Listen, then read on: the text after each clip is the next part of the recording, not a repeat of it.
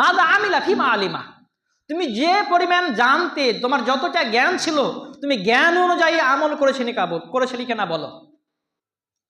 প্রশ্নটা কত কঠিন বলেন তো। আল্লাহ বলেন বান্দা তোমার যতটা জ্ঞান ছিল, তুমি জ্ঞান অনুযায়ী তুমি সৎকর্ম করেছিলে কিনা বলো। তাহলে একটা আমাদের সবচেয়ে জানা বিষয়টা বলি, আমরা সবাই জানি যে মুসলিম হতে গেলে 5 ওয়াক্তের সালাত পড়তে হবে, এটা সবাই জানি।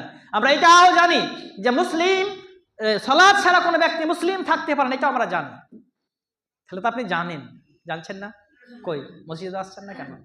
তাহলে আপনার মসজিদে উপস্থিতি হয় না কেন? আল্লাহকে তো বলতে পারবেন না আল্লাহ আমি জানতাম না যে নামাজ পড়তে হবে, এটা তো বলতে পারবেন না। আপনি জানেন যে মুসলিম হতে গেলে আপনাকে নামাজ পড়তেই হবে, কোন রকমের ছাড় নেই।